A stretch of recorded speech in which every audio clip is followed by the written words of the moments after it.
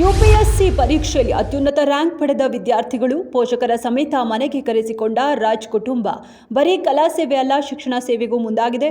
Doctor Raj academy ವಿದ್ಯಾರ್ಥಿಗಳನ್ನ ಕರೆಸಿ ಅತಿಥಿ ಸತ್ಕಾರ, ಊಟ ಉಪಚಾರ, ಪೋಷಕರ ಸಮೇತ ಎಲ್ಲರಿಗೂ ಗೌರವ. ಸುನಿಲ್ ಮಂತ್ರಿ ನಿವಾಸಗಳ ಮೇಲೆ ಇಡಿ ದಾಳಿ, ಅಕ್ರಮ ಹಣ ವರ್ಗಾವಣೆ ಆರೋಪದಡಿ ದಾಖಲೆಗಳ ಪರಿಶೀಲನೆ. ಹಿಂದೆ 300 ಕೋಟಿ ಮೌಲ್ಯದ ಆಸ್ತಿ ಜಪ್ತಿ ಮಾಡಲಾಗಿತ್ತು. ಗ್ರಾಹಕರ ಹಣವನ್ನ ವಿದೇಶದಲ್ಲಿ ಹೂಡಿಕೆ ಮಾಡಿದ ಆರೋಪವನ್ನ ಎದುರಿಸುತ್ತಿರುವ ಸಂಸ್ಥೆಯ ಹಣಕಾಸು ವ್ಯವಹಾರಗಳನ್ನು ತನಿಖಾಧಿಕಾರಿಗಳು ಪರಿಶೀಲಿಸುತ್ತಿದ್ದಾರೆ. ಮನೆಯೊಳಗೆ ಬೈಕ್ ಎಂಜಿನ್ನಿಂದ ಹೊರಬಂದ ವಿಷಕಾರಿ ಹೊಗೆ, ಅಜ್ಜ ಹಾಗೂ 3 ಮೊಮ್ಮಕ್ಕಳು ನಿದ್ರೆಯಲ್ಲೇ ಮೃತಪಟ್ಟಿದ್ದಾರೆ. ಈ ಘಟನೆಯು ಆಂಧ್ರಪ್ರದೇಶದ ಅನ್ನಮಯ್ಯ ಜಿಲ್ಲೆಯ ಪುಂಗನೂರು ಪ್ರದೇಶದಲ್ಲಿ ನಡೆದಿದೆ. ಮೆಕ್ಯಾನಿಕ್ ಸಲಹೆ ಮೇರೆಗೆ ಬೈಕ್ ಎಂಜಿನ್ ಅನ್ನು ಇಡೀ ರಾತ್ರಿ ಆನ್ನಲ್ಲೇ ಬಿಟ್ಟಿದ್ದ ಯುವಕ ಮನೆಯ ಬಾಗಿಲು ಕಿಟಕಿಗಳು ಮುಚ್ಚಿದ್ದರಿಂದ ಹೊಗೆ ಮನೆಯೊಳಗೆ ತುಂಬಿಕೊಂಡಿದೆ.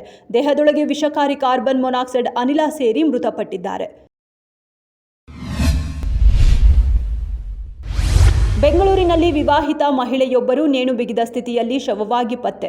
ವರದಕ್ಷಿಣೆ ಕಿರುಕುಳ ನೀಡಿ ಪತಿ ಹಾಗೂ ಆತನ ಕುಟುಂಬಸ್ಥರೇ ಕೊಲೆ ಮಾಡಿರೋ ಆರೋಪ ಹೊರಿಸ್ತಿರೋ ಪೋಷಕರು. ಯಲಹಂಕ ನ್ಯೂ ಟೌನ್ ಪೊಲೀಸ್ ಠಾಣಾ ವ್ಯಾಪ್ತಿಯಲ್ಲಿ ಘಟನೆ ನಡೆದಿದೆ. ಶ್ರುತಿ ಮೃತಪಟ್ಟ ದುರ್ದೈವಿ. ಪತಿ ಪವನ್ ಕಲ್ಯಾಣ್ ವಿರುದ್ಧವೇ ಇದೀಗ ಕೊಲೆ ಆರೋಪ ಕೇಳಿಬಂದಿದೆ.